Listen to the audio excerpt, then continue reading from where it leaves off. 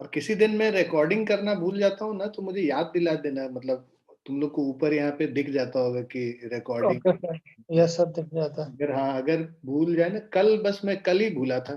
Total 35 class हो चुकी हैं, कल मैं भूल गया। चलो, तो मुझे याद, अगर किसी को याद रहे, ओम या सतप्रीत, तो मुझे याद दिला दीजिएगा आप। चलिए आगे ओके। करते हैं, आज तो कर लिया हमने recording on. So forces as negative gradient of potential energy. तो एक एक बेसिकली आप ये देखिए कि जो फोर्स और पोटेंशियल एनर्जी का रिलेशन एक होता है। हम लोग काफी पढ़े भी हैं पहले क्लास में, F R is equal to minus D U by D R. So force जो है, this is equal to minus of D U upon D R, where U is the potential energy. ये कहाँ से आता है कि force has negative gradient of potential energy. Negative gradient, gradient मतलब differentiation, तो negative gradient of potential energy force है। So consider a particle. जी बेटा। सर ग्रेडियंट का मतलब होता है कि differentiation with in respect to length. देखो, ग्रेडियंट तो तुम किसी भी, टेम्परेचर ग्रेडियंट हो सकता है, लेंथ के हिसाब से ग्रेडियंट हो सकता है, कोई भी ग्रेडियंट हो सकता है, तो जिसके भी नहीं सर, रेस्पेक्ट में। डिफरेंशिएशन जो होता है वो नीचे जो डी आर है हमेशा ग्रेडियंट में क्या वो लेंथ ही होगा। डिस्टेंस ही जनरली माना जाता है पोटेंशियल ग्रेडियंट में, अगर मानो, और टेम्परेचर ग्रेडियंट में मानो, तो डिस्टेंस बिटवीन टू पॉइंट, जो दो पॉइंट है उनके बीच क्योंकि में। सर ज्यादातर जितने भी 11 12 में ग्रेडियंट है वो उनका डिवीजन होता था with respect to D R वगैरह डी एल ई हाँ हाँ, ज्यादातर। हाँ, तो ये डी आर जो है वो लेंथ को ही रिप्रेजेंट कर रहा है, ज्यादातर होता है, बट कोई जरूरी नहीं है हमेशा ऐसा। Okay, so consider a particle moving in conservative force field.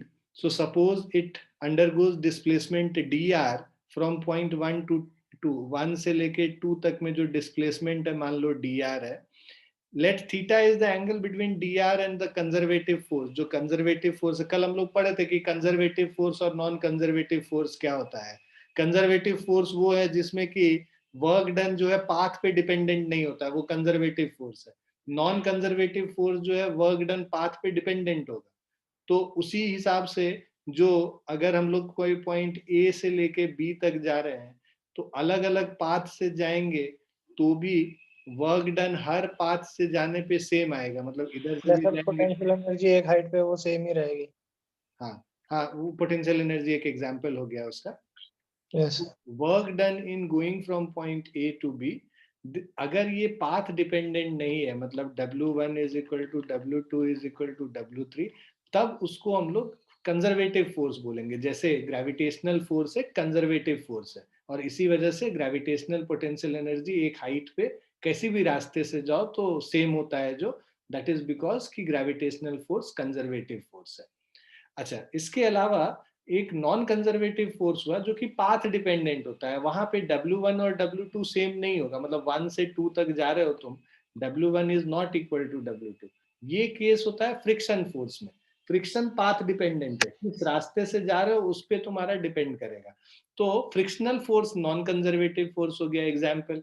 Gravitational force है, वो कंजर्वेटिव फोर्स का एग्जाम्पल है। तो यहाँ पे जो ये लिख रहा है, ये कंजर्वेटिव फोर्स लिख रहा है, FC इसीलिए लिख रहा है। तो अगर डिस्प्लेसमेंट dr इधर है और फोर्स कंजर्वेटिव फोर्स इधर है, इनके बीच में अगर एंगल थीटा है, राइट, सो जो वर्क डन होगा, ठीक है, so theta is the angle between dr and FC. So as particle undergoes displacement dr, let du is the change in potential energy and dwc is work done by conservative force. तो ये change in potential energy है और ये work done by conservative force है। तो change in potential energy is negative of work done by conservative force, ये पिछली class में हम लोगों ने देखा था, उसको यूज कर लेते हैं। तो D U is minus of F C dot D R, तो F D R cos theta हो गया, और F cos theta is equal to minus D U by D R. F cos theta क्या है? Component of force along displacement. तो जो component of force along displacement है, मान लो F R, that will be equal to ये cos theta को इधर लाके डिवाइड, मतलब basically F C cos theta जो है तुम्हारा, ये एफ आर के बराबर हो गया, जो डिस्प्लेसमेंट के तरफ जो फोर्स है। सो ये अगर एफ आर इसको लिखते हैं, तो जो फोर्स एफ आर है, this is minus D U upon D R, इसी से आता है। तो force is always negative gradient of potential energy, FR is equal to minus DU upon DR। अब इस पे बेस्ड एक दो क्वेश्चंस कर लेते हैं। तो जैसे ये हमारे पास क्वेश्चन है 38 वाला, particle is free to move along a straight line at any instant its potential energy is given as U is equal to minus A by R। तो देखो R पे dependent है potential energy, where A is some constant and R is the distance of particle from origin। Find the expression of conservative force, F is equal to minus of DU upon DR करेंगे, minus of differentiation of minus A upon R with respect to R। अब देखो minus ए को बाहर ले आओगे, minus minus plus हो गया A, so differentiation of 1 by R with respect to R. So 1 by R का differentiation minus 1 by R square होता है, ठीक है। सो ये हो जाएगा A, so A into minus 1 upon R square. So differentiation of 1 by R, basically जिनको differentiation में थोड़ा ऐसे डिफिकल्टी लगती है, इसको r टू द पावर -1 कर लो, और उसके बाद जो -1 n-1 -1 इंटू r -1 हो जाएगा। So this is minus of r raise to the power -2 या -1 अपॉन r स्क्वायर हो जाता है। तो ये बेसिकली इसका डिफरेंशिएशन है। तो सीधे 1 बाय आर को तो याद ही कर लो, काफी यूज होता है, -1 बाय आर स्क्वायर इसका डिफरेंशिएशन है। तो इसका जो फोर्स हो जाएगा F is minus A upon R square. So 1/x का log x हो जाएगा। नहीं, वो इंटीग्रेशन होता है, log x का डिफरेंशिएशन 1 अपॉन x होता है। 1 अपॉन x का तो -1 बाय x स्क्वायर हो गया ना। Okay sir.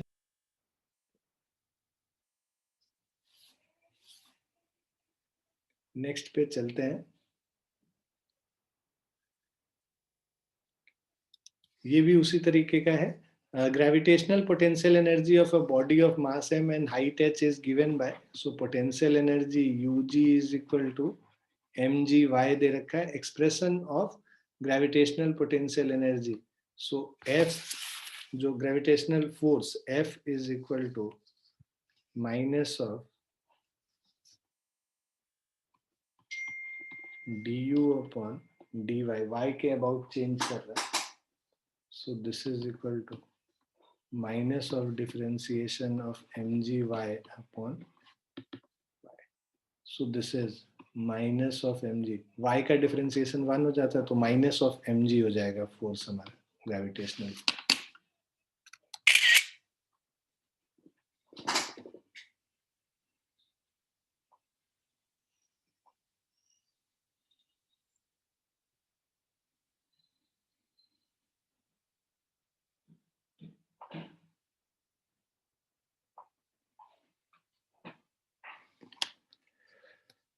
नेक्स्ट पे चलते हैं। यहाँ पे देखो इलास्टिक पोटेंशियल एनर्जी, ठीक है। So elastic potential energy stored in spring, ये भी वैसा ही है, ये तुमको होमवर्क दे रहे हैं हम 41st वाला, इसको कर लेना। और ठीक है, सो वो kx से इक्वेट कर देंगे उसे, उसके डिफरेंशिएशन को। हाँ हाँ, हाफ kx स्क्वायर को बस डिफरेंशिएट करोगे तो तुम्हारा माइनस kx आ जाएगा, डिफरेंशिएट करके मैंने माइनस du बाई dx कर लोगे ना, तो माइनस kx वो स्प्रिंग फोर्स निकल के आ जाएगा। और ये वाला भी आपका होमवर्क है और आपको करना है। अब ये क्वेश्चन हम लोग करेंगे, ये पार्शियल डिफरेंशिएशन का कॉन्सेप्ट इसमें थोड़ा सा यूज करेंगे, क्योंकि देखो यहाँ पे x, y और z तीनों के रेस्पेक्ट में u चेंज कर रहा है, मतलब u is dependent on both x, all three x, y and z coordinate। So a particle is moved in a region where the potential u is given by u is equal to k times, एक minute बच्चों,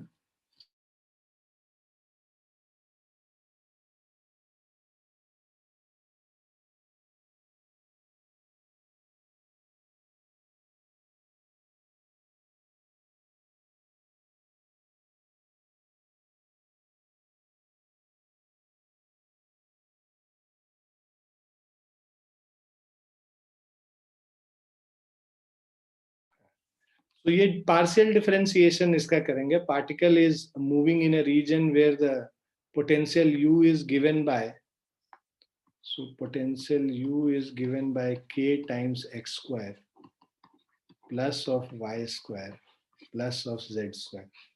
The force acting on the particle is F will be equal to minus of del u अपॉन, तो ये force जो लिखेंगे this is minus of del U upon del X. ये partial differentiation है, मतलब u को पहले x के रेस्पेक्ट में डिफरेंशिएट करेंगे, minus of del U upon del Y, है ना. डेल ऑपरेटर पार्शियल डिफरेंशिएशन को बताता है, तो एक टाइम में एक ही वेरिएबल के रेस्पेक्ट में डिफरेंशिएट करता है. Del U by del Y मतलब इसको y के रेस्पेक्ट में डिफरेंशिएट करेंगे, बाकी x और z को कांस्टेंट मारेंगे. Minus del del U upon del z मतलब इस u को z के रेस्पेक्ट में बस डिफरेंशिएट करेंगे. ठीक है. सो अब f इज इक्वल टू, अब यहाँ पे देखो u दे रखा है, अब हम लोग del U by del X निकाल लेते हैं पहले. पार्शियल डिफरेंशिएशन x के रेस्पेक्ट में अगर इसको करेंगे तो देखो y और z तो ये k times X square plus Y square plus Z square, इसको x के रेस्पेक्ट में कर रहे हैं. y और z को कांस्टेंट ले लोगे तो कांस्टेंट का डिफरेंशिएशन 0 हो जाता है, तो ये हो जाएगा 2kx बेसिकली. उसी तरह del U by del Y is 2ky and del U by del z is 2kz. इसको यहाँ पे यूज कर लेंगे तो ये हो जाएगा minus of 2kxi minus of 2kyj minus 2kzk. तो ये माइनस 2k कॉमन ले लेंगे, xi plus yj plus zk.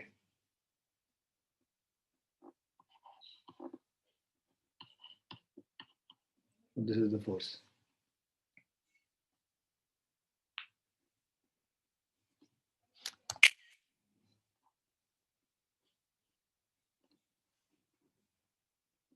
So this is option 3.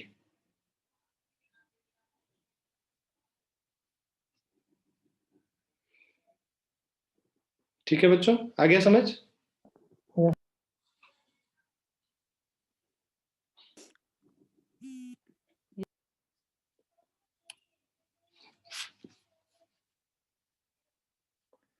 अब ट्रांसलेशनल इक्विलिब्रियम,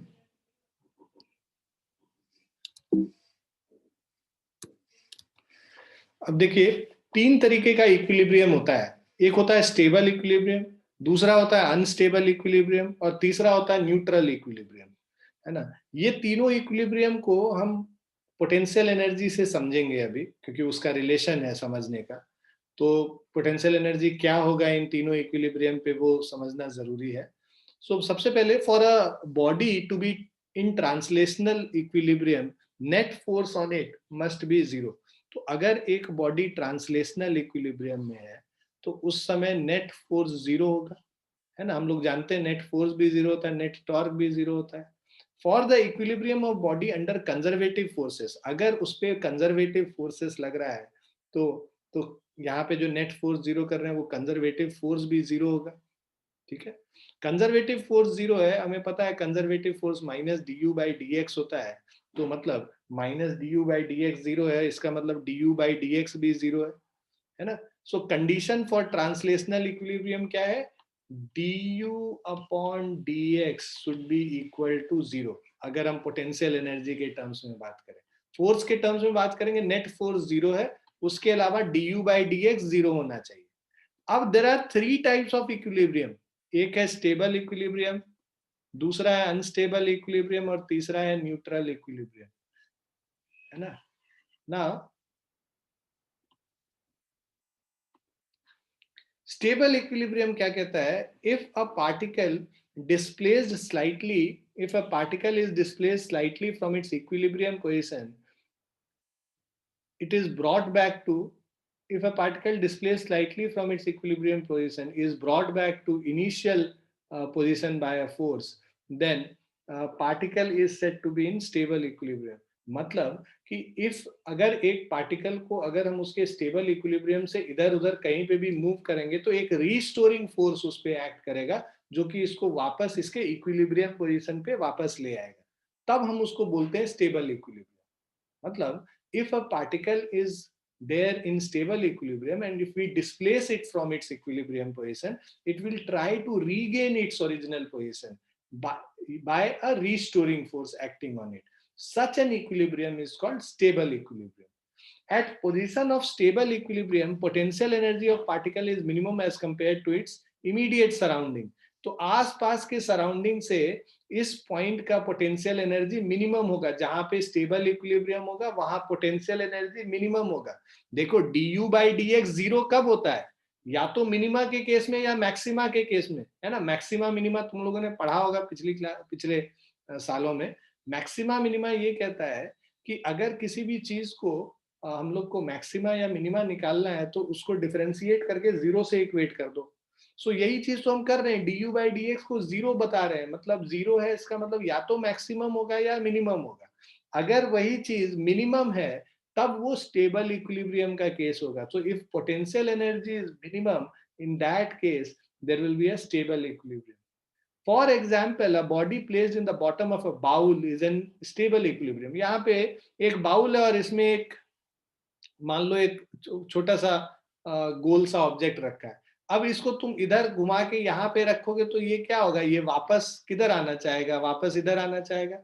उसी तरह इसको उठा के अगर यहाँ पे रख देंगे, मतलब if we shift it in this direction, again it will try to fall back to its mean position, right. तो दोनों केस में ये क्या कर रहा है, ये अपना स्टेबल इक्विलिब्रियम अचीव करने की कोशिश कर रहा है, राइट. तो ऐसे इक्विलिब्रियम को इक्विलिब्रियम, स्टेबल इक्विलिब्रियम कहते हैं, जहां पे कि it is brought back to initial position by a force. If a particle is displaced, there is a force acting on it which is called restoring force, which will try to bring it back to its original position. तो stable equilibrium का मतलब क्या हुआ, force zero, du by dx zero, और potential energy minimum. Minimum के case में अगर हम लोग को पता है कि डबल डेरिवेटिव टेस्ट होता है, वहां पे हम लोग क्या करते हैं, इसको दोबारा डिफरेंशिएट करेंगे d2u by dx स्क्वायर. तो अगर ये पॉजिटिव आ गया दैट मींस मिनिमा है, अगर ये नेगेटिव आता मतलब मैक्सिमा होता. मतलब दोबारा अगर इसको डिफरेंशिएट करते हैं, double derivative of du by of potential energy with respect to x, if it is positive then that means वहां पे पोटेंशियल एनर्जी मिनिमम था. तो अगर स्टेबल इक्विलिब्रियम में होना है, फोर्स जीरो होना है, du by dx जीरो होना है, और हमारा पोटेंशियल एनर्जी मिनिमम होने के लिए dtu by dx स्क्वायर हमारा पॉजिटिव होना है. इज दिस क्लियर बच्चों?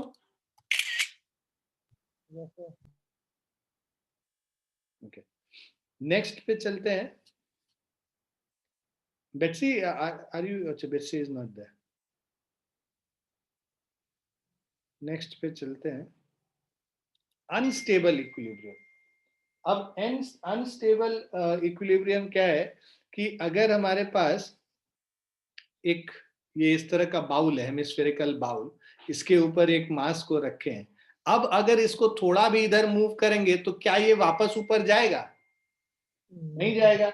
अगर तुमने इसको थोड़ा भी मूव कर दिया, ठीक है, इधर मूव कर दिया, तो ये परमानेंटली ये इधर गिरता चला जाएगा, it will never come back, right. तो ऐसे जब ये यहाँ पे रखा हुआ और तुम इसको नहीं छेड़ते हो, मतलब तुम इसको टच वच नहीं करते हो, उस समय तक तो बढ़िया है ना, it will be there in equilibrium position, क्योंकि नेट फोर्स यहाँ पे जीरो लग रहा है. But the moment you disturb it, जैसे ही तुम इसको डिस्टर्ब करोगे, ये इसका पोजीशन परमानेंटली चेंज ही होता चला जाएगा. ऐसे इक्विलिब्रियम पोजीशन को हम अनस्टेबल इक्विलिब्रियम कहते हैं. तो अनस्टेबल इक्विलिब्रियम क्या हो गया कि if a particle is displaced slightly from its equilibrium position, if a particle displaced slightly from its equilibrium position is pushed further away from initial position by a force, then particle is said to be in unstable equilibrium. है ना, एक बार तुम disturb किए ये further फिर disturb ही हो जाता है, वो आगे ही बढ़ता जाएगा फोर्स से. So at position of unstable equilibrium potential energy of a particle is maximum as compared to its immediate surrounding. मतलब अगर यहाँ के कंपेयर करोगे, यहाँ से कंपेयर करोगे, उन दोनों के रेस्पेक्ट में पोटेंशियल एनर्जी इस पॉइंट का ज्यादा है ना. हाइट भी देखो ज्यादा है, हाइट ज्यादा है तो ग्रेविटेशनल पोटेंशियल एनर्जी ज्यादा होगा. तो इन दोनों के रेस्पेक्ट में इस पॉइंट का पोटेंशियल एनर्जी तो ज्यादा होगा. तो ज्यादा है, इसका मतलब अनस्टेबल इक्विलिब्रियम का कंडीशन क्या हो गया कि नेट फोर्स जीरो है, du by dx जीरो है, but d2u by dx square negative होना होगा यहाँ पे, तब पोटेंशियल एनर्जी मैक्सिमम होता है. अगर dt by dx square positive होता तब मिनिमा होता है ना. तुम दोनों बच्चे जो हो, सतप्रीत और ओम और जयशंकर, तुम लोग सब मैथ्स पढ़े हो, तुम लोग को ये पता होना होगा मेरे ख्याल से, जहाँ पे डबल डेरिवेटिव टेस्ट करते हैं, पॉजिटिव अगर है तो वो मिनिमा होता है और नेगेटिव है तो मैक्सिमा होता है. हाँ, एप्लीकेशन ऑफ डेरिवेटिव वाले चैप्टर में मैक्सिमा मिनिमा करके था. अब हम लोग न्यूट्रल इक्विलिब्रियम पे आ जाते हैं. So when a particle is slightly displaced from its initial position, if it continues to be in the displaced position, it is said to be in neutral equilibrium, है ना. So अगर एक particle को हम थोड़ा सा डिस्प्लेस कर देते हैं इनिशियल पोजीशन से, है ना, it continues to be in displace position, मतलब उन दोनों में क्या था, स्टेबल इक्विलिब्रियम में डिस्प्लेस करो, ये वापस ओरिजिनल पोजीशन पे आ जाएगा रीस्टोरिंग फोर्स से. अनस्टेबल इक्विलिब्रियम में डिस्प्लेस करो तो आगे डिस्प्लेस होता चला जाएगा. न्यूट्रल इक्विलिब्रियम में डिस्प्लेस करो तो वो डिस्प्लेस होके वहीं पे रुक जाएगा. सो क्या कह रहा है, when a particle is slightly displaced from its initial position, if it continues to be in displaced position, it is said to be neutral equilibrium. हमने इसमें इसको मूव किया तो ये यहीं पे रह गया, वापस नहीं आएगा या आगे भी नहीं जाएगा, वहीं रह जाएगा डिस्प्लेस पोजीशन पे. ऐसे इक्विलिब्रियम को न्यूट्रल इक्विलिब्रियम कहते हैं. यहाँ पे for example, a body placed in a horizontal surface, एक हॉरिजॉन्टल सरफेस है, तुमने फोर्स लगाया और उसको यहाँ पे लाके रख दिया फोर्स लगा के. अब जब फोर्स लगा के यहाँ रख दिया, ये हॉरिजॉन्टल है, ये वापस तो आना चाहेगा नहीं, मतलब आएगा नहीं, ना ही आगे डिस्टर्ब होगा फर्दर. एक सेकेंड बच्चों.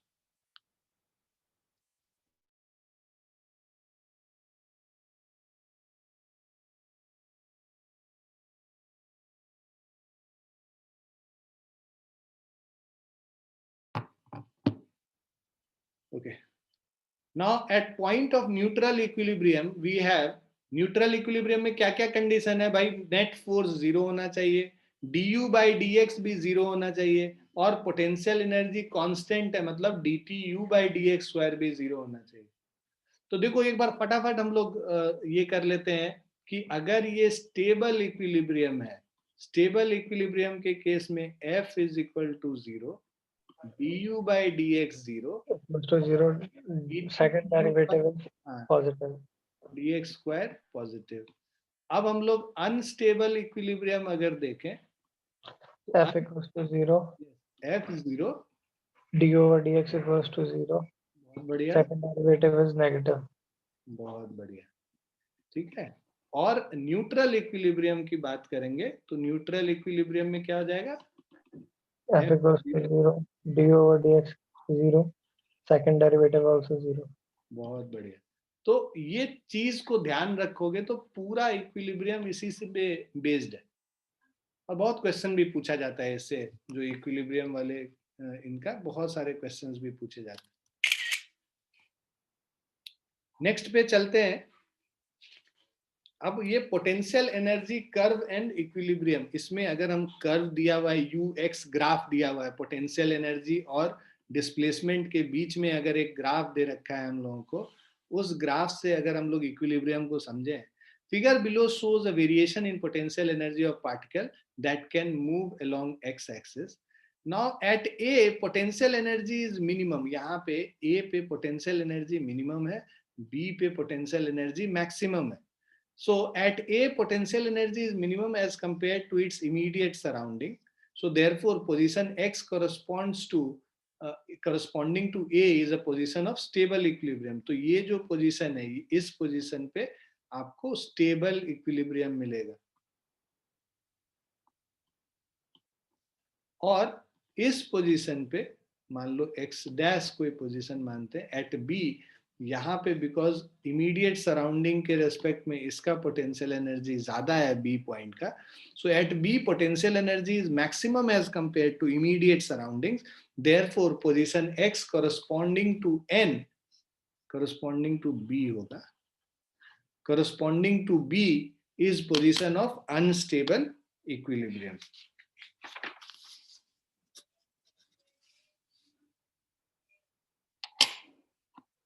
क्लियर है बच्चों?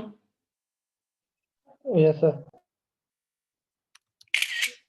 सर कई जाके थर्मोडायनेमिक्स में आएगा ना, जब रिएक्शंस वगैरह पढ़ेंगे इक्विलिब्रियम के ऊपर। हाँ, वहां पे भी इक्विलिब्रियम वाले में हम लोग को यूज होता है, और इनफैक्ट हम लोग को जब हम लोग एसएचएम वगैरह करेंगे वहां पे भी हम लोग को यूज होगा। ठीक है। Now direction of conservative force, so consider a particle constrained to move along x-axis. Let Fx is conservative force acting along the x-axis. Ux is potential energy of particle at any position x. We know in one dimension conservative force is given by Fx is equal to minus du by dx. Now here du by dx is slope of ux graph. ठीक है. So जो du by dx होगा, अगर ux graph है तो du by dx उसका slope होता है।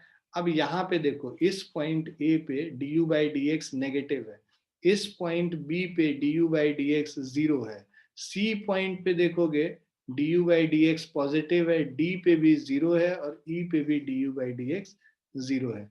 So du by dx is slope of ux graph, fx is minus of slope of ux graph। Force क्या होता है? Minus of du by dx होता है ना। यहाँ पे देखो एट ए, पहला position A, slope of ux graph du by dx is negative, fx is minus du by dx। अब fx क्या हो गया? माइनस ऑफ, है ना, du by dx अगर नेगेटिव है, minus of du by dx minus minus plus हो जाएगा, पॉजिटिव क्वांटिटी हो गया।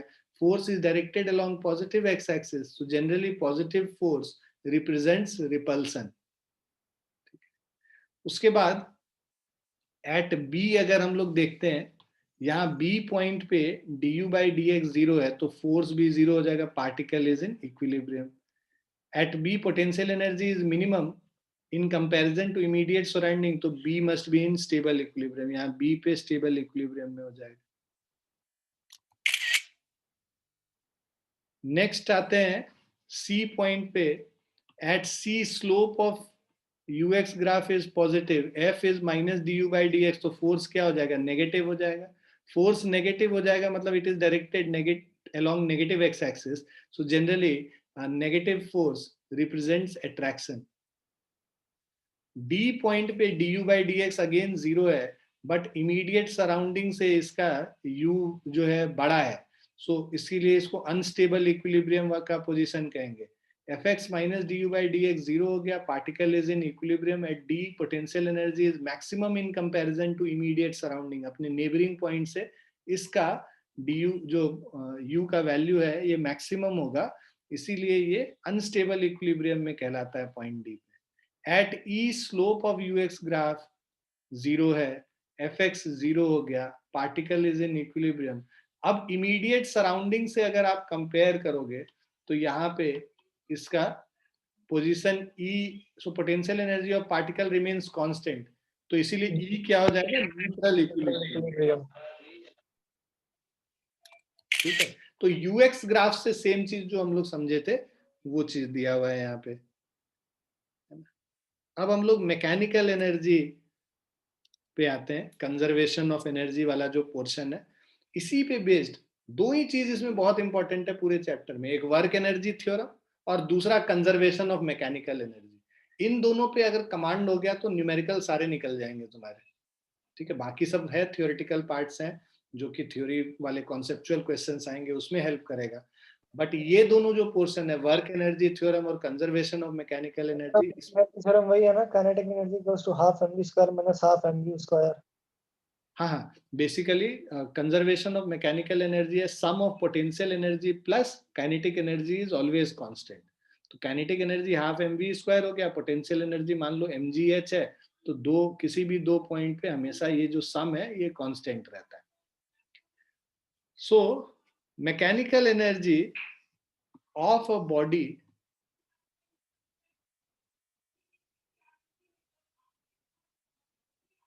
So mechanical energy of a body is sum of its kinetic energy and potential energy. ठीक है. So mechanical energy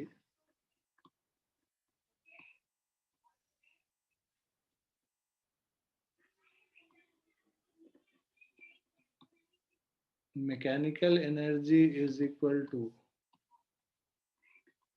kinetic energy plus of potential energy. ठीक है. Now consider a body moving in some conservative force field at a certain point in the field. Let K is kinetic energy of a body. Okay. U is potential energy of the body and E is mechanical energy of the body. So net mechanical energy E is equal to kinetic energy plus potential energy. Right. Now it depends on ये जो mechanical energy क्या चीज पे depend करेगा, frame of reference पे. क्यों? क्योंकि speed जो है फ्रेम ऑफ रेफरेंस पे डिपेंड करता है. If total mechanical energy is zero, उस केस में k प्लस यू जीरो हो जाएगा. टू केसेस आर पॉसिबल, या तो u जीरो k जीरो दोनों जीरो है तब फिर k प्लस यू जीरो होगा, या u is equal to minus K, मतलब ये दोनों ऑपोजिट इसके होंगे, साइंस के होंगे. So we know kinetic energy k is always positive. k तो हमेशा पॉजिटिव होगा ना. k हम लिखते हैं half into m into v². Mass हमेशा पॉजिटिव होता है. Square of a number is always positive. तो हाफ mv², ये जो चीज है, this is always positive. Kinetic energy is always positive. तो काइनेटिक एनर्जी ऑलवेज पॉजिटिव है, तो potential energy can be positive, negative और zero. Right. So kinetic energy is equal to potential energy can be positive, negative or zero. A case can arise when potential energy is negative, but magnitude of potential energy is equal to kinetic energy always. For example, kinetic energy अगर 5 joule है, potential energy -5 joule होगा, but 5 - 5 ये energy जो है mechanical energy zero हो जाएगा उस case. Work done by external force is EF minus EI. मतलब work done by external force is change in mechanical energy. Work done by conservative force is change in potential energy, and work done by all the forces is change in kinetic energy. ये भी बहुत ही important है. इस चीज को ध्यान रखना है बहुत ज्यादा, क्योंकि सारे का यूज होगा. Work done by external force बस निकालना होगा. That will be change in mechanical energy, final mechanical energy minus initial mechanical energy. Work done by conservative force is initial minus final, initial potential energy minus final potential energy. हम लोग देखे थे work done by conservative force minus du by dx था. Minus sign क्या कर रहा है, du by dx का क्या मतलब हो गया, final potential energy minus initial potential energy. अब ये बिकॉज माइनस साइन आगे लगा हुआ है, इसका मतलब ये this will be equal to ui minus uf. वही चीज यहां दे रखा है, initial potential energy minus final potential energy. So this is work done by conservative force. और work done by all the forces, जो वर्क एनर्जी थ्योरम है, ये क्या है हमारा वर्क एनर्जी थ्योरम, जो हम लोग पहले पढ़ चुके हैं. वर्क एनर्जी थ्योरम कहता है कि work done by all the forces, जितने फोर्सेस है, कंजर्वेटिव एक्सटर्नल सबको जोड़ लो, नॉन कंजर्वेटिव जितने भी फोर्सेस होंगे उन सब के द्वारा जो वर्क डन होगा that will always be equal to change in kinetic energy. हाँ ओम बताओ बेटा. सर बोल रहे थे कि सर जो आप बोले कि वर्क डन में एक्सटर्नल फोर्स निकालने के लिए final mechanical energy minus initial mechanical energy करेंगे. हाँ हाँ. सर मैकेनिकल एनर्जी तो कांस्टेंट रहेगा ना हर टाइम? नहीं, कब? वो तब कांस्टेंट रहता है जब कंजर्वेटिव फोर्स बस लग रहा होता है. अभी हम लोग कंजर्वेशन ऑफ मैकेनिकल एनर्जी में आएंगे. कंजर्वेशन ऑफ मैकेनिकल एनर्जी तभी वैलिड है ना, जब कंजर्वेटिव फोर्सेस लग रहा है। When no external forces are acting on the system, तब हम कहते हैं मैकेनिकल एनर्जी जो है कांस्टेंट है। अभी नेक्स्ट अगले स्लाइड में वही चीज है, कंजर्वेशन ऑफ मैकेनिकल एनर्जी में सबसे पहले हम लोग वही करेंगे।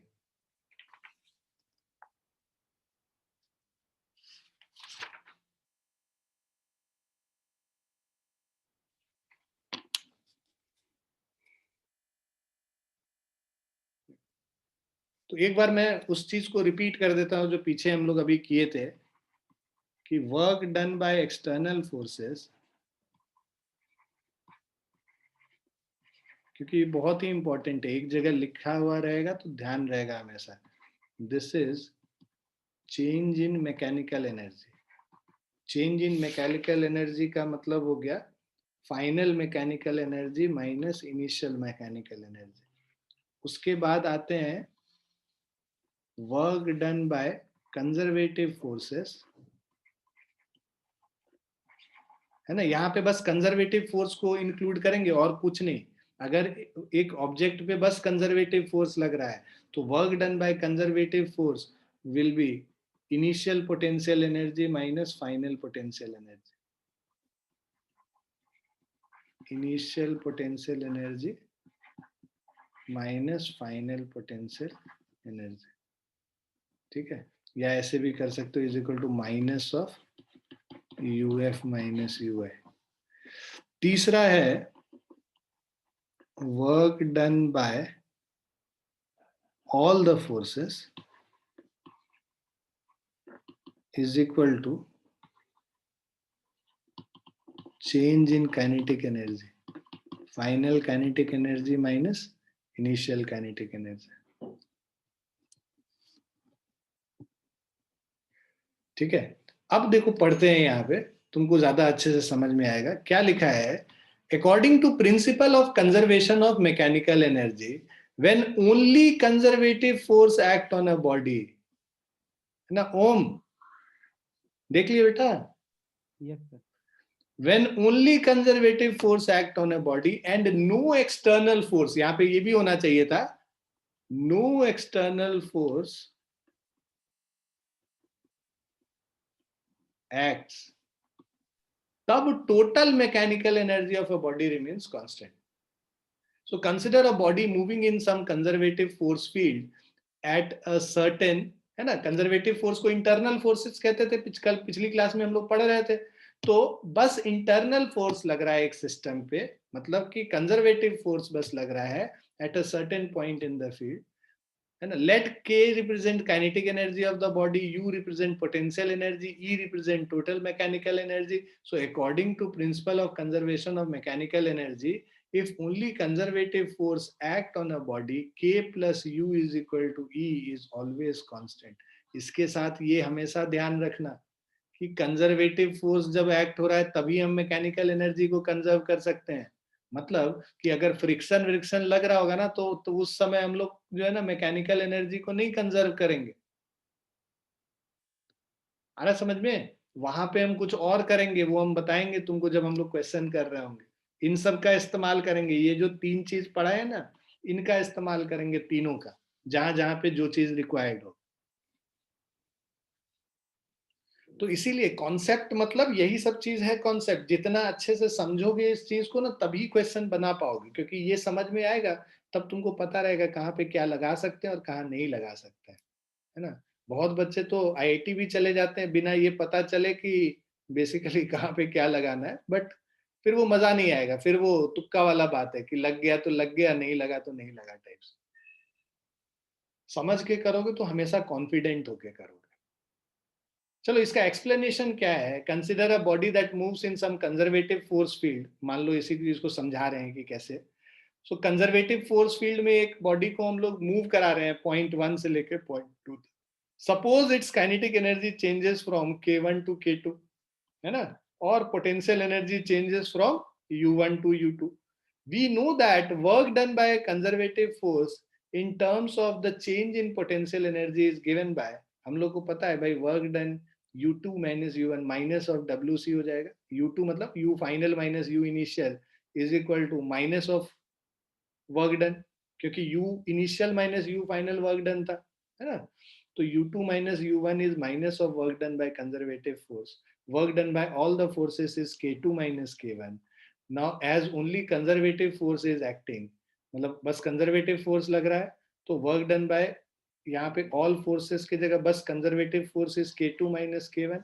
अब इन दोनों को इक्वेट कर दो, फर्स्ट वाले और सेकंड वाले को, तो work done by conservative force इसमें डाल दोगे तो U2 minus U1 is minus of K2 minus K1। WC की जगह कंजर्वेटिव फोर्स के जो वर्क डन है उसकी जगह ये पुट कर लेते हैं फर्स्ट इक्वेशन, सेकंड और फर्स्ट को कंबाइन करके ये लिख रहे हैं। हाँ, तो अब ये क्या करोगे, इसको खोल दोगे तो ये तुम्हारा हो जाएगा minus of K2 plus of K1। Minus U1 को इधर लेके चले जाओ, माइनस K2 को इधर ले जाओ, तो U2 plus K2 is K1 plus U1। ये आ गया conservation of mechanical energy. So K plus U is equal to E, that is total mechanical energy. Equation 3 implies that total mechanical energy remains constant when only conservative force acts on the system. एकदम रट मारो इसको, नींद में भी पता होना चाहिए, सोए हुए में भी कोई पूछे तो तुमको पता होना चाहिए भाई मैकेनिकल एनर्जी तभी कंजर्व होगा जब कंजर्वेटिव फोर्स लग रहा है ना। इतने बारी उस चीज को पढ़ो, ये सब कॉन्सेप्ट है, कॉपी में अच्छे से नोट्स में ये सब चीज बोल्ड कर करके लिखना है, जिससे जब रिवीजन करोगे, कभी भी जब रिवीजन करोगे तो ये कॉन्सेप्ट को रिवाइज करते हैं। आ गया बच्चों समझ में? Yes sir. Yes sir. चलो बहुत बढ़िया, अब हम लोग आगे बढ़ते हैं।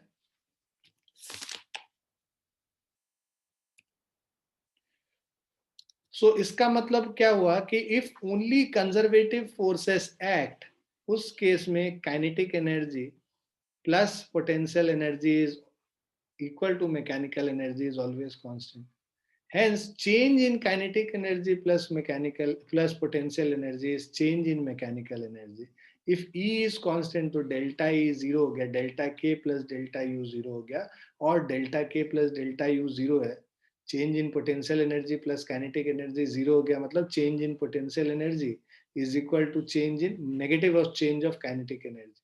Similarly, sorry, change of kinetic energy is negative of change of potential energy, and change in potential energy is negative of change of kinetic energy.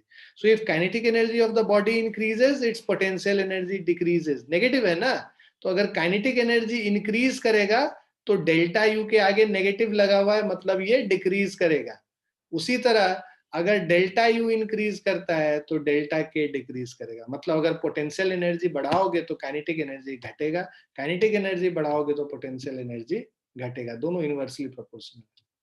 If अब ये अगर तुम काइनेटिक और पोटेंशियल एनर्जी का ग्राफ अगर बनाते हो तो काइनेटिक एनर्जी देखो, अगर टोटल मैकेनिकल एनर्जी के बराबर के हो गया तो यू 0 हो गया, यहाँ पे इस पॉइंट पे अगर यू ई है तो के 0 हो जाएगा, है ना। यहाँ मैक्सिमम पोटेंशियल एनर्जी है तो मिनिमम काइनेटिक एनर्जी, और मैक्सिमम काइनेटिक एनर्जी तो minimum potential energy. So kinetic energy of a body can never be negative, therefore minimum kinetic energy क्या है, 0 है। Total mechanical energy of a particle can be negative. Total energy of particle, it can be negative. Potential energy can never be negative. So kinetic energy plus potential energy is E constant. K minimum plus U maximum, ठीक है, is E. So K minimum अगर 0 है तो U maximum is E. In other words, potential energy of a particle can never be more than total energy E. A particle cannot exist in the region in which U is greater than E. When sir हाँ जी sir kinetic energy और potential energy एक दूसरे के respect में तो एक negative होगी ना, जब हम उनकी आपस में बात करेंगे। चेंज के बारे में बात करेंगे तब नेगेटिव होगा, हाँ ठीक है। अगर टोटल मैकेनिकल एनर्जी 0 है तब उस केस में एक नेगेटिव होगा एक पॉजिटिव होगा। ये यहाँ पे ना ये हमको भी डाउटफुल लग रहा है, इसको छोड़ दो। ठीक है, इस लाइन को छोड़ दो, कुछ गलत लिखा हो।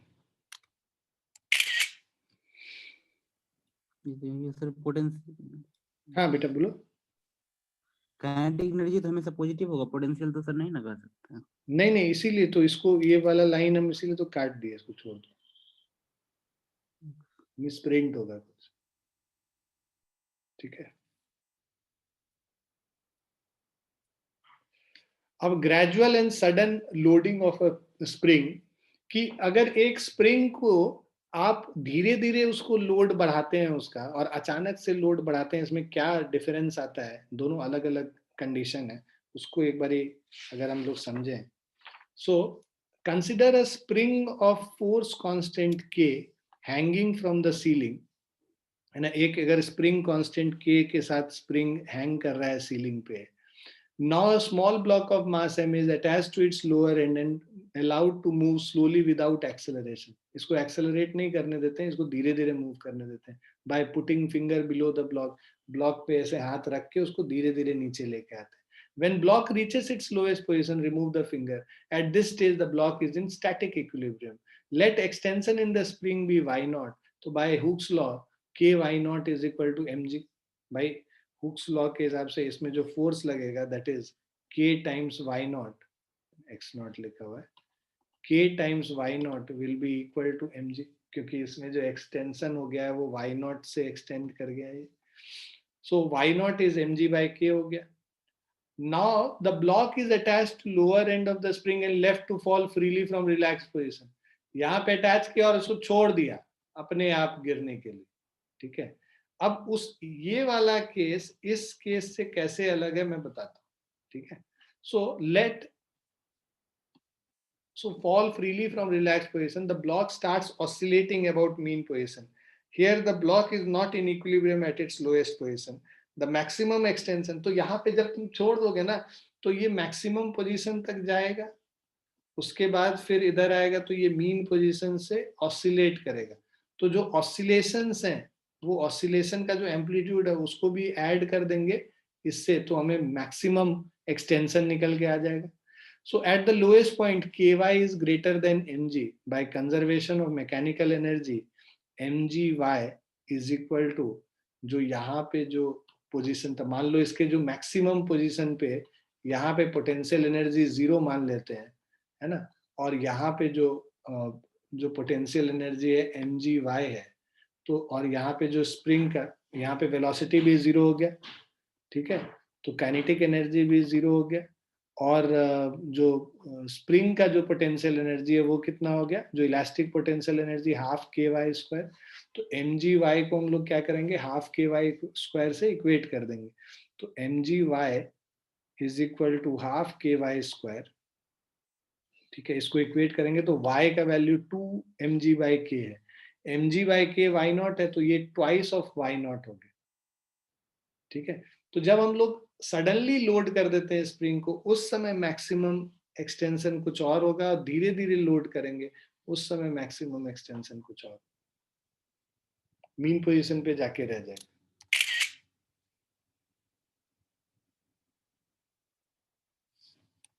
अब आते हैं क्वेश्चंस पे. ये बेसिकली जो मैकेनिकल एनर्जी के कंजर्वेशन वाले क्वेश्चंस हैं, इस तरह के क्वेश्चंस काफी एग्जाम में तुम देखोगे. तो अभी जो क्वेश्चंस जितने करेंगे, है ना, वो आपको basically conservation of mechanical energy का आपका कॉन्सेप्ट क्लियर कर देगा. सो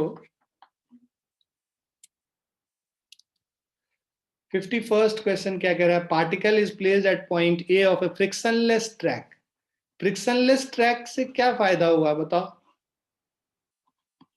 मैं सुनना चाहता हूँ कुछ. सब फोर्सेस कंजर्वेटिव हो जाएंगी. हाँ, बहुत बढ़िया एकदम. यही सब दिमाग चलाना है. सबसे पहले दिमाग पढ़ते ही ये आना चाहिए सतप्रीत कि फ्रिक्शनलेस ट्रैक है, मतलब कि ये नॉन कंजर्वेटिव फोर्स है नहीं. So only conservative. इसमें क्या फोर्स लगेगा, बस एक फ्रिक्शन, सॉरी ग्रेविटेशन वाला फोर्स लगेगा. तो बस ग्रेविटेशन फोर्स लग रहा है, मतलब कि कंजर्वेटिव फोर्स लग रहा है. तो यहाँ पे फ्रिक्शन इज नॉट देयर, इसका मतलब हो गया कि only conservative ui minus forces are acting. ठीक है, तो बस कंजर्वेटिव फोर्स एक्ट हो रहा है। So particle is placed at point A of frictionless track ABC. If pushed slightly towards right, find its speed when it reaches the point B. तो इसको हम लोग स्लाइटली पुश किए तो हम लोग को ये स्पीड निकालना है जब ये पॉइंट बी पे पहुंचा है। बी का तो हाइट दे नहीं रखा है इन बी। अच्छा ये गलत यहाँ पे लिखा हुआ है, ये इसको बी लेना है।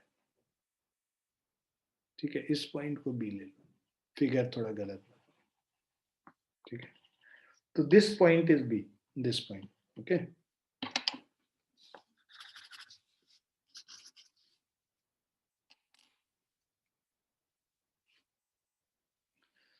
सो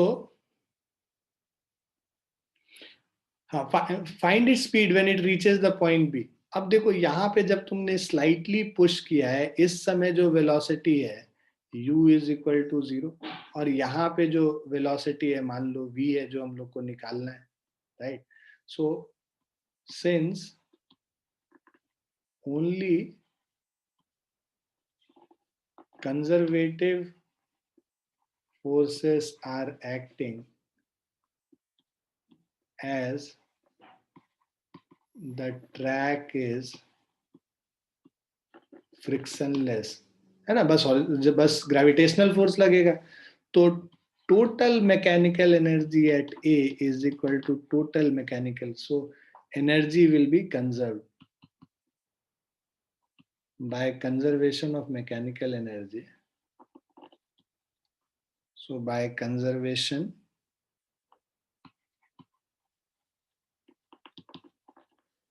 of mechanical energy,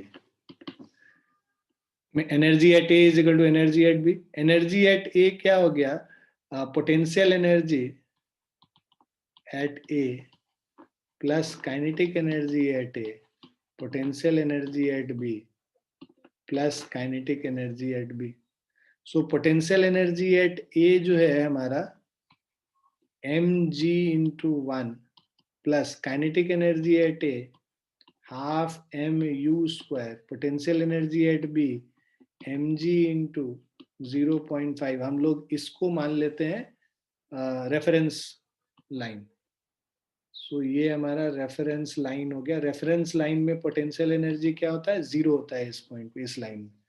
तो इसी से हाइट हम मेजर कर रहे हैं, इसीलिए दोनों प्लेसेस का mg into 0.5 plus kinetic energy half mv square हो गया। mg अब यहाँ पे जो g का वैल्यू 10 है, राइट, तो मतलब m इंटू 10 प्लस 0, u 0 है तो 0 हो गया, is equal to m into 10 into 0.5 half into m into V square. Mass constant, mass जो है तीनों में कॉमन है, हटा दो। So 10 is equal to 5 plus half V square. So इससे हमारा आ जाएगा 5 इंटू 2 इज वी स्क्वायर और v is equal to √10 metre पर सेकेंड।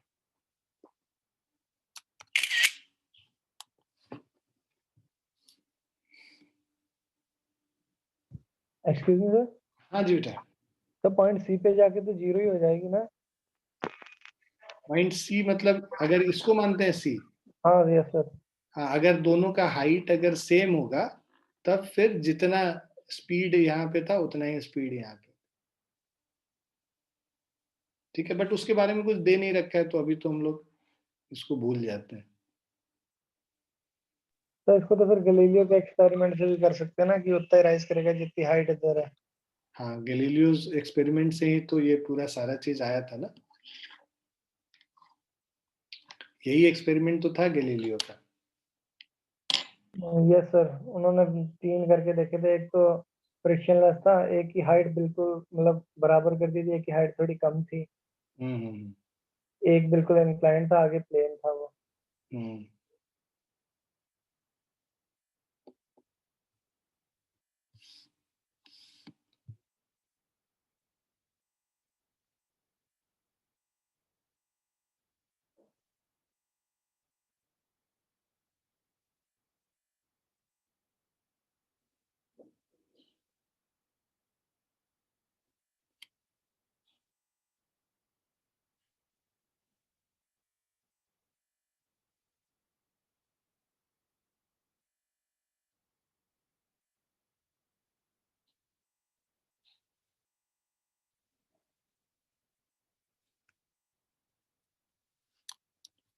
नेक्स्ट क्वेश्चन पे चलते हैं।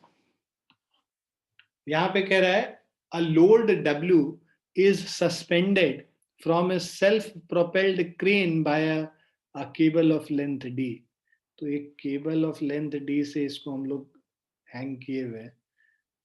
The crane and So first figure, the crane and the load are moving at a speed v naught। ठीक है, क्रेन और load ये दोनों जो है v naught स्पीड से मूव कर रहा है। The crane is stopped by the bumper and the load on the cable swings out. ये जा रहा था और अचानक से इससे टकराया, टकराने पे ये क्या है, ये आगे की तरफ स्विंग कर जाता है ना, जो कुछ लटका हुआ है तो ये आगे, ये तो इनर्शिया से ये आगे की तरफ जाना चाहेगा, है ना। So what is the angle through which the load swings? If the angle is 60 degree and d is 5 meter, what was the initial speed of the crane? ये दोनों चीज हम लोगों को निकालना है। So यहाँ पे आप देखिए, so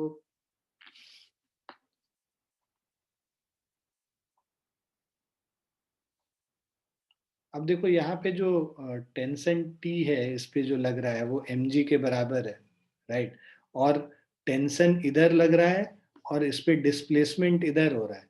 तो डिस्प्लेसमेंट इधर हो रहा है, टेंशन इधर लग रहा है, तो ये टेंशन की वजह से वर्क डन क्या होगा, जीरो होगा, क्योंकि परपेंडिकुलर है, राइट। सो सिंस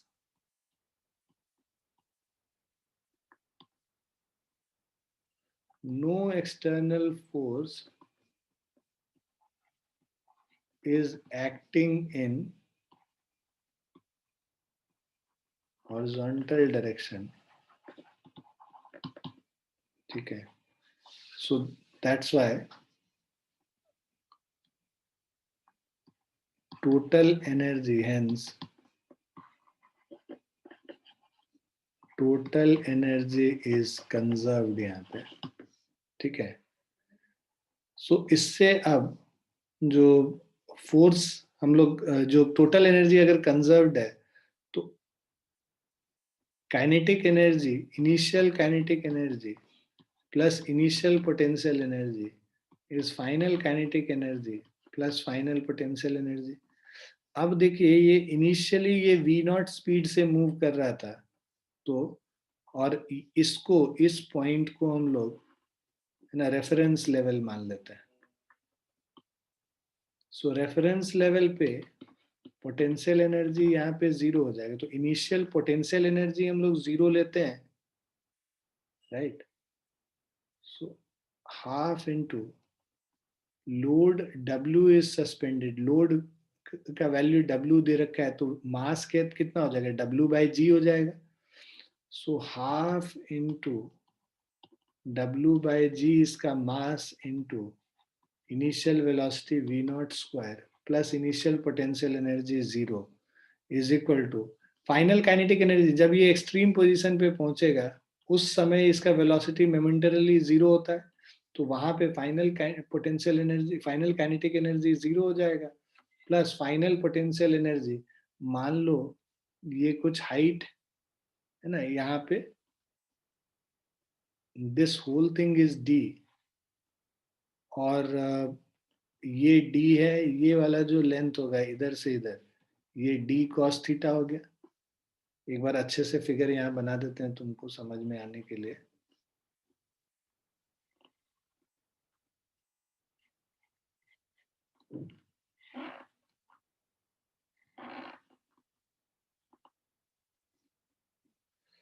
तो ये जो पूरा लेंथ है दिस इज d, और ये जो लेंथ है this is d cos theta, ठीक है। सो जो कितने हाइट से ये ऊपर गया, h is equal to d minus d cos थीटा, d कॉमन ले लो, 1 माइनस कॉस थीटा के हाइट से ये ऊपर गया है, ठीक है। So this is W by G, mgh होता है W by G into G into height कितना गया, d into 1 minus cos theta, ठीक है। सो देखो ये g और g कैंसिल हो गया, right. So W by 2G into V naught square is equal to WD 1 minus cos theta. आपको what is the angle through which the load swings, हम लोग को एंगल निकालना है. तो इन सबको ये W और W कट गया. So V naught square divided by 2GD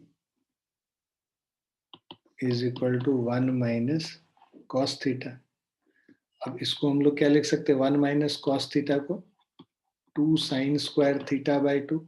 formula अगर हम लोग लगाएं यहाँ पे, सो इससे हमारा आ जाएगा sine square theta by 2 V naught square by 4GD sine theta by 2 is V naught by 2 root under 1 by GD. ठीक है ना? वी नॉट स्क्वायर बाय 4 का स्क्वायर रूट करोगे तो वो तो बाहर आ जाएगा. V naught by 2 1 by root under GD, ये साइन थीटा बाई 2. ठीक है. सो इससे हम लोग को थीटा निकल के आ जाएगा. सो इससे हमारा theta by 2 is sine inverse.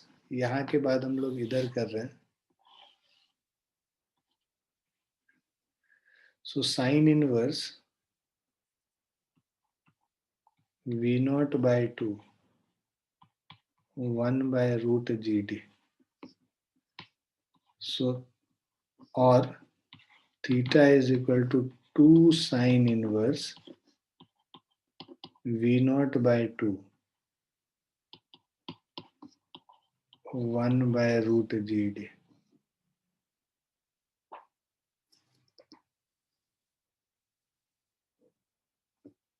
ठीक है.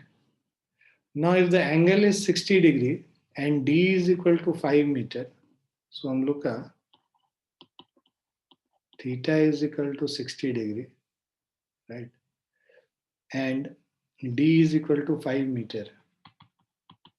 इस केस में इनिशियल स्पीड V नॉट का वैल्यू निकालना है. तो हम लोग जो इक्वेशन है यहाँ पे वैल्यू पुट कर लो इस वाले इक्वेशन में, और इससे हम लोग V नॉट का वैल्यू निकाल सकते हैं, है ना? Sine square 60 by 2, 60 by 2 30 degree हो जाएगा. साइन स्क्वायर 30 मतलब 1 बाई टू का होल स्क्वायर. 1 बाई 2 का whole square is V naught square by 4GD. ठीक है. तो 1 बाई 4 हो गया, ये कैंसिल हो गया. इससे तुमको मिल जाएगा V naught square is equal to GD. ठीक है. G का वैल्यू 10 ले लो, D का वैल्यू 5 ले लो, 50 हो गया. तो V naught is root 50 basically.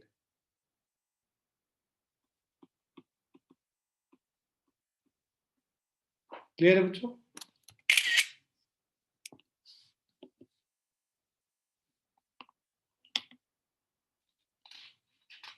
Clear है बच्चों?